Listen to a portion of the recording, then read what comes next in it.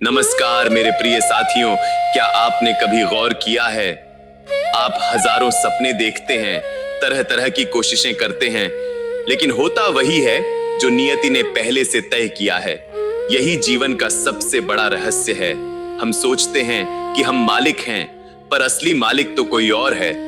आज के इस वीडियो में हम उसी रहस्य को समझेंगे जिसे संत लोग नियति का खेल कहते हैं। तो वीडियो को आखिर तक ध्यान से देखिएगा, और अगर ये बातें आपके दिल को छू जाएं, तो इसे शेयर जरूर कीजिए, कमेंट में अपने विचार लिखिए और चैनल को सब्सक्राइब करके बेल आइकन दबा दीजिए ताकि आने वाले गहरे संदेश आप तक तुरंत पहुंचे। जीवन को अगर ध्यान से देखिए तो आपको साफ दिखेगा कि आप बहुत कुछ करना चाहते हैं, लेकिन होता वही है जो होना लिखा है। आप अपने मन से हजारों योजनाएं बनाते हैं, हजारों सपने सजाते हैं, पर अंत में वही घटित होता है जो नियति की लिखावट है। यह नियति कोई किताब का शब्द नहीं है, यह आपके हर सांस में छुपा हुआ सच है। इंसान सोचता है कि वह स्वतंत्र है, पर उसकी स्वतंत्रता भी नियति की डोर में बंधी हुई है। यही तो सबसे गहरा रहस्य है। हम जो सोचते हैं कि हम तय कर रहे हैं, वास्तव में वह भी पहले से ही तय होता है। आप कभी गौर कीजिए, कितनी बार आपने मन से ठान लिया कि आज से बदल जाऊंगा, आज से कुछ नया शुरू करूंगा, लेकिन हुआ नहीं। जब तक नियति नहीं चाहेगी, तब तक आपके भीतर से ताकत नहीं उठेगी, और जब नियति चाहेगी तो सबसे असंभव लगने वाले रास्ते भी आपके लिए खुल जाएंगे। यही खेल दिमाग को उलझा देता है। इंसान को लगता है कि वह खुद मालिक है, जबकि मालिक तो कोई और है। वही परम सत्ता, वही अदृश्य हाथ, वही भगवान। यह नियति क्यों बनती है? यह आपके ही पिछले कर्मों का फल है। आप चाहे भागने की कोशिश करें, छिपें या इनकार करें, लेकिन फल तो आपको भोगना ही होगा, चाहे आप उसे न्याय कहें या सजा। सच यही है कि नियति आपकी रगों में बसी हुई है, और जब उसका समय आता है तो वह आपके दिमाग को मोड़ देती है, आपके कदमों को उसी दिशा में धकेल देती है जहां शायद आप जाना भी नहीं चाहते थे। समझिए, ये जीवन नदी की तरह है। आप तैर सकते हैं, छप छप कर सकते हैं, हाथ पांव मार सकते हैं, लेकिन धारा जिस ओर जा रही है, अंततः आप उसी ओर बहेंगे। दिमाग सोचता है कि वह नाविक है, लेकिन नाव का पतवार तो पहले से ही धाराओं के हवाले है। यही कारण है कि बड़े बड़े राजा, संत, साधु भी कभी कभी खुद को असहाय महसूस करते हैं, क्योंकि नियति का असर इतना गहरा होता है कि इंसान खुद को कठपुतली की तरह देखता है। अब सोचिए, कितनी बार आपने किसी से कहा मैं ऐसा कभी नहीं करूंगा, और फिर वही किया। कितनी बार सोचा कि मैं इस गलती को दोहराऊंगा नहीं, लेकिन फिर दोहरा दी। ये क्या है? यही नियति का खेल है। ये दिमाग को मोड़ देती है, उसे भ्रम में डाल देती है कि आप मालिक हैं, पर असली मालिक तो वह कर्मों की गठरी है जिसे आप ढो रहे हैं। लेकिन यहाँ एक और रहस्य है। नियति आपको पूरी तरह गुलाम नहीं बनाती। यह आपको वही अनुभव कराती है जो आपके विकास के लिए आवश्यक है। भगवान ने आपको न तो यूं ही दुख दिया है और न ही यूं ही सुख। हर परिस्थिति, हर घटना और हर रिश्ता, ये सब आपके जीवन की परिपक्वता की सीढ़ियां हैं। मगर समस्या यह है कि इंसान देखने से कतराता है। वह दुख को श्राप समझता है और सुख को वरदान, जबकि असल में दोनों ही भीतर छुपे हुए पाठ हैं। आप सोचेंगे, क्या इंसान कुछ बदल सकता है? हाँ, बदल सकता है, परंतु रास्ता वही रहेगा जो नियति ने पहले से तय किया है। मान लीजिए एक बीज है, उसमें नीम का वृक्ष बनने की नियति है। आप चाहे जितना पानी और खाद दें, उससे आम का फल नहीं निकल सकता। आप यह नहीं बदल सकते कि वह नीम बनेगा, पर आप यह जरूर तय कर सकते हैं कि वह नीम कैसा होगा, सूखा, रोगी और बंजर, या फिर हरा भरा, छांव देने वाला। यही असली अंतर है। आप नियति की जाति नहीं बदल सकते, लेकिन आप उसके अनुभव का स्वाद अवश्य बदल सकते हैं। अब सोचिए, दिमाग क्यों उलझता है? क्योंकि उसे लगता है कि सब उसके नियंत्रण में है, मगर जैसे ही घटनाएं उसके हिसाब से नहीं घटती, वह खींच जाता है, निराश हो जाता है, और यही पीड़ा की जड़ है। अगर इंसान समझ ले कि उसका काम केवल कर्म करना है और परिणाम पहले से लिखा हुआ है, तो जीवन सरल हो जाएगा। लेकिन यह स्वीकारना आसान नहीं है, क्योंकि दिमाग को गुलामी मंजूर नहीं। दिमाग हर हाल में मालिक बनना चाहता है। यही कारण है कि संत महात्मा कहते हैं, समर्पण कर दो, समर्पण का अर्थ है मान लेना कि मैं सब कुछ तय नहीं कर सकता। जब आप इस सत्य को स्वीकारते हैं तभी शांति आती है, क्योंकि तब आप परिणाम के पीछे अंधी दौड़ नहीं लगाते। आप बस कर्म करते हैं और जो सामने आता है उसे सहज भाव से स्वीकार लेते हैं। जरा गहराई से सोचिए, कितने लोग हैं जिन्होंने अथक परिश्रम किया फिर भी उन्हें सफलता नहीं मिली, और कितने लोग ऐसे हैं जिन्होंने थोड़े से प्रयास में ही बड़ी उपलब्धि पा ली। ये भेद क्यों है? यही नियति है। कोई चाहे कितनी भी कोशिश करे, नियति अपने समय पर दरवाजा खोल ही देती है, और जब वह क्षण आता है तो छोटे से कदम भी बड़े पर्वत हिला देते हैं।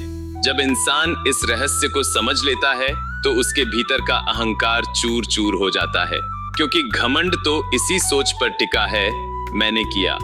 लेकिन सच्चाई ये है कि आपके माध्यम से हुआ, आपने अकेले कुछ नहीं किया। इसे स्वीकारना कठिन है क्योंकि अहंकार मरना नहीं चाहता, मगर जब आप मान लेते हैं कि असली खिलाड़ी नियति और भगवान हैं, तब शिकायत करने का कारण ही समाप्त हो जाता है। हाँ, दूसरी ओर यही समझ कुछ लोगों को आलसी भी बना सकती है। कई लोग कह देते हैं, जब सब पहले से लिखा है तो हमें प्रयास करने की जरूरत ही क्या है? तो क्या हमें कुछ करने की जरूरत ही नहीं है? नहीं, यह एक बड़ा भ्रम है। समझ लीजिए, आपके लिए यह तय है कि आपको अन्न मिलेगा, लेकिन यह भी तय है कि उसके लिए आपको खेत जोतना और हल चलाना होगा। अगर आप आलसी बनेंगे तो भूखे भी रह सकते हैं। नियति केवल रास्ता तय करती है, लेकिन चलना आपको ही पड़ता है। यही कारण है कि शास्त्र बार बार कहते हैं, कर्म ही धर्म है। अब एक पल ठहर कर सोचिए, यदि आज आपका जीवन वैसा नहीं है जैसा आप चाहते हैं, तो यह आपके पिछले कर्मों की लिखावट है। गुस्सा मत कीजिए, दुखी मत होइए। समझ लीजिए, यह समय भी गुजर जाएगा। जब समय बदलेगा तो परिस्थितियां भी पलट जाएंगी, और जब तक समय नहीं बदलता तब तक संघर्ष आपको और मजबूत बनाएगा। इसीलिए मेरे प्रिय साथियों, जो कुछ भी आपके जीवन में घट रहा है उसे शांति से स्वीकार कीजिए, क्योंकि वही आपके विकास के लिए आवश्यक है। हर आंसू, हर मुस्कान, हर ठोकर आपको उस दिशा में ले जा रही है जहां भगवान आपको पहुंचना चाहते हैं। आप अपनी अक्ल से चाहे लाख योजनाएं बना लें, लेकिन अंतिम निर्णय वही करेगा। और जब यह सच आपको भीतर तक समझ आ जाएगा, तब आप कभी दुखी नहीं होंगे। जीवन की सबसे बड़ी भूल यही है कि इंसान सोचता है, मैं चुन रहा हूं, जबकि हकीकत यह है कि चुना जाने वाला मार्ग पहले से ही निश्चित है। आपको केवल यह भ्रम दिया गया है कि आप चुन रहे हैं। इसी भ्रम को संत लोग माया कहते हैं। यह माया इतनी ताकतवर है कि आप हर पल अपने ही मन से लड़ते रहते हैं, यह करूं या वह करूं, लेकिन अंततः वही घटित होता है जो होना है। जरा गौर कीजिए, कितनी बार आपने सोचा, मैं इस रिश्ते में कभी नहीं पड़ूंगा, लेकिन फिर भी पड़ गए। कितनी बार आपने मन में ठान लिया, मैं उस जगह कभी नहीं जाऊंगा, और फिर किसी कारण, किसी आकर्षण या किसी मजबूरी से वहीं पहुंच गए। यह सब खेल है उस अदृश्य धागे का जिसे आप देख नहीं पाते, पर वही आपकी चालें बुन रहा है। यही है नियति। कभी कभी आपको लगता है कि आपसे गलती हो गई, आप पछताते हैं, लेकिन सोचिए, अगर वही गलती आपके जीवन की सबसे बड़ी सीख बन जाए, अगर वही दर्द आपको भगवान के और करीब ले जाए, तो क्या वह सच में गलती थी? नहीं, वह भी नियति का हिस्सा थी। इस संसार में जो कुछ भी घट रहा है वह आपकी आत्मा की यात्रा का एक पड़ाव है। आप ठहर नहीं सकते, पीछे नहीं लौट सकते, आप केवल आगे ही बढ़ सकते हैं, और इस आगे बढ़ने की राह को जो दिशा देता है वह है नियति। यह आपकी आत्मा का नक्शा है, और इस नक्शे के हर मोड़ पर वही लिखा है जो आपके विकास के लिए अनिवार्य है। जरा इस पर सोचिए, जब एक शिशु जन्म लेता है तब वह कुछ नहीं जानता, लेकिन समय के साथ जिन परिस्थितियों से वह गुजरता है वे ही उसे गढ़ती हैं। कभी गरीबी, कभी संपन्नता, कभी सुख, कभी दुख, सब मिलकर उसे वही इंसान बनाते हैं जो आगे जाकर वह बनता है। तो क्या आप कभी अपने लिए दुख चुनते? क्या आप खुद को असफलता का स्वाद चखाते? बिल्कुल नहीं। लेकिन यही तो आवश्यक है, क्योंकि बिना हार के जीत की कीमत नहीं समझ आती, और बिना अंधकार के प्रकाश का महत्व नहीं जाना जा सकता। नियति का एक गहरा नियम है, यह आपके अहंकार को बार बार तोड़ती है। जब भी आपको लगता है कि सब आपके नियंत्रण में है, तभी कोई झटका आता है और आप फिर सोचने लगते हैं, मैं तो कुछ भी तय नहीं कर पा रहा। यही अहंकार का पतन आपको आध्यात्मिकता की ओर ले जाता है। इसीलिए कठिनाइयां जीवन का असली वरदान हैं। वे आपको झुकना सिखाती हैं। कितने लोग हैं जिन्होंने दुख सहकर भगवान को पाया है। सुख में तो शायद ही कोई भगवान को याद करता हो। सुख के समय इंसान कहता है, देखो यह सब मैंने किया, पर दुख वही है जो आपको बार बार याद दिलाता है, तुम अकेले कुछ नहीं कर सकते। दुख आपको ईश्वर की ओर धकेलता है। यही नियति का सबसे सुंदर खेल है, आपको तोड़कर फिर जोड़ने का। आप सोचते होंगे, अगर सब पहले से लिखा है तो भगवान हमें सजा क्यों देते हैं? पर सच यह है कि यह सजा नहीं बल्कि सीख है। जैसे लोहे को तपाए बिना तलवार नहीं बनती, वैसे ही आत्मा भी कठिनाइयों से गुजरे बिना तेजस्वी नहीं हो सकती। भगवान आपको दंड नहीं दे रहे, वे तो आपको तराश रहे हैं। जब यह समझ भीतर तक उतर जाती है, तब आपके आंसू भी आभार में बदल जाते हैं। देखिए, इंसान के भीतर दो शक्तियां हमेशा सक्रिय रहती हैं। एक है उसका मन और दूसरी है उसकी नियति। मन बार बार अपनी इच्छाएं थोपता है, लेकिन नियति अंततः उसे वहीं ले जाती है जहां उसे जाना होता है। यही कारण है कि कभी आप बहुत प्रयासों के बावजूद असफल हो जाते हैं। देखिए, और कभी बिना कोशिश के ही आपको वह मिल जाता है जिसकी आपने कल्पना भी नहीं की थी। यही तो है समय पर होना। हर घटना का अपना समय है। जैसे सुबह का सूरज दोपहर में नहीं उग सकता, वैसे ही आपकी किस्मत का फूल अपने समय से पहले नहीं खिल सकता। आप चाहे लाख खींच लें, वह नहीं खिलेगा, और जब समय आएगा तो बिना खींचे भी खिल जाएगा। अब सवाल है, जब सब समय पर ही होना है तो हमें क्या करना चाहिए? आपका काम सिर्फ इतना है कि अपने मन को शांत रखिए, अपना कर्म कीजिए और विश्वास बनाए रखिए, क्योंकि अगर आप अधीर हो गए तो पीड़ा बढ़ जाएगी। अगर आप धैर्यवान रहे तो वही परिस्थितियां आसान लगेंगी। दुख और सुख दोनों बाहर नहीं है, वे आपके मन की प्रतिक्रिया में है। याद रखिए, नियति आपको रास्ता दिखाती है, लेकिन भगवान आपको ताकत देते हैं। अगर आप भगवान से जुड़ जाते हैं तो नियति का बोझ हल्का हो जाता है। जो दुख असहनीय लगता था वही सहन हो जाता है। और यही कारण है कि संत कहते हैं, भगवान को थाम लो, क्योंकि जब आप उन्हें थामते हैं तो आप नियति के गुलाम नहीं रहते, आप उसके साक्षी बन जाते हैं। एक साक्षी की स्थिति बहुत अद्भुत होती है। तब आप देखते हैं कि जीवन आपके सामने घट रहा है। आप दुख भी देखते हैं, सुख भी देखते हैं, पर भीतर से अडोल रहते हैं। यही सच्चा ध्यान है, और यही वह अवस्था है जहां पहुंचकर इंसान कहता है, अब मुझे किसी चीज का डर नहीं है, क्योंकि जो हो रहा है वही होना चाहिए। अब मैं आपसे एक सवाल पूछना चाहता हूँ, क्या आपने कभी महसूस किया है कि जब आप बहुत जोर लगाते हैं तब चीजें और बिगड़ जाती हैं, और जब आप छोड़ देते हैं तब सब अपने आप ठीक हो जाता है? यही तो है नियति का कमाल। जब आप छोड़ देते हैं तो आप नियति के साथ बहने लगते हैं, और तभी जीवन सहज हो जाता है।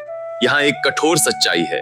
अगर आप सोचते हैं कि आप अपने भाग्य को मात दे देंगे, तो यह केवल एक भ्रम है। आप अपनी नियति से भाग सकते हैं, लेकिन भागते हुए भी वही आपको पकड़ लेगी। आप चाहे कितनी भी योजनाएं बना लें, अंततः वह आपको उसी मोड़ पर ले आएगी जहां आपको पहुंचना ही है। इसीलिए महान संत कहते हैं, भाग्य से लड़ो मत, उसे स्वीकार करो, क्योंकि स्वीकार करने में ही शांति है। लेकिन ध्यान रहे, स्वीकार करने का अर्थ हार मान लेना नहीं है। इसका मतलब है समझदारी। जैसे एक समझदार नाविक नदी की धारा के विपरीत तैरने की कोशिश नहीं करता, बल्कि धारा के साथ बहकर अपने गंतव्य तक पहुंच जाता है। जीवन में सबसे बड़ी आजादी तब मिलती है जब आप यह स्वीकार कर लेते हैं कि आप पूरी तरह स्वतंत्र नहीं हैं। सुनने में यह उल्टा लगता है, कैसे बंधन में भी स्वतंत्रता हो सकती है? पर यही तो रहस्य है।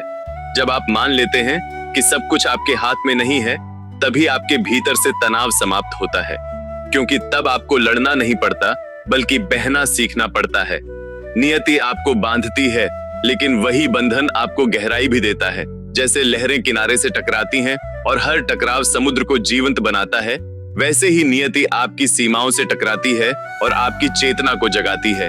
अगर यह टकराव न हो तो इंसान भीतर से सोया ही रह जाए। दुख, असफलता, बाधाएं, ये सब आपकी नींद तोड़ने वाले झटके हैं, और यही तो भगवान की मंशा है कि आप जागें। आप देखेंगे जब जीवन आसान होता है तब इंसान परम सत्ता को भूल जाता है, लेकिन जैसे ही कठिनाई आती है वही इंसान हाथ जोड़कर कहता है, हे भगवान, अब तुझ पर भरोसा है। यही तो नियति का असली उद्देश्य है, आपको वहां ले जाना जहां से आप कभी दूर चले गए थे। अब आप समझ गए होंगे कि क्यों बार बार कहा जाता है सब कुछ अपने समय पर होता है, क्योंकि अगर फूल वक्त से पहले खिल जाए तो उसकी खुशबू अधूरी रहती है, और अगर फल अधपका तोड़ लिया जाए तो वह कड़वा ही लगेगा।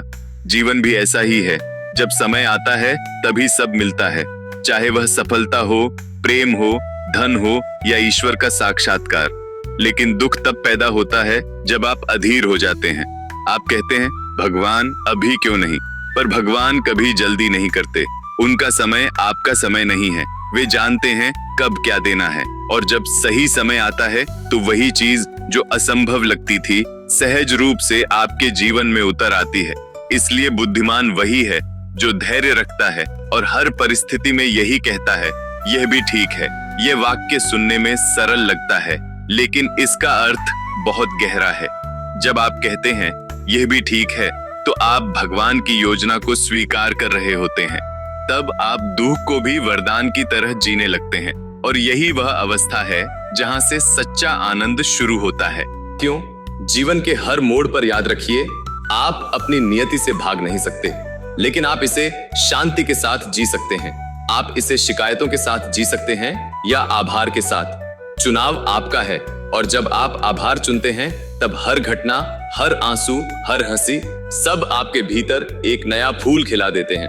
अगर आप सचमुच भगवान के सच्चे भक्त हैं तो आपको यह समझना चाहिए कि उन्होंने आपके लिए जो भी लिखा है वही आपके जीवन के लिए सर्वश्रेष्ठ है।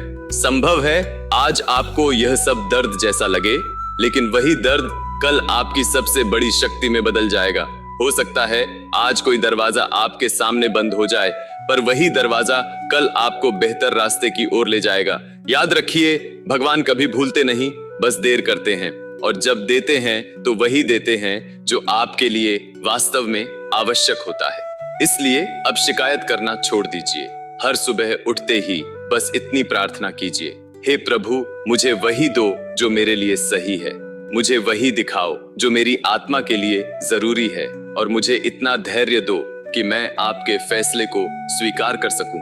ये सरल सी प्रार्थना आपके भीतर असीम शांति भर देगी, और जब यह शांति आपके जीवन का हिस्सा बन जाएगी, तब आप देखेंगे कि नियति का खेल अब आपको उलझाता नहीं, बल्कि मुस्कुराने पर मजबूर करता है।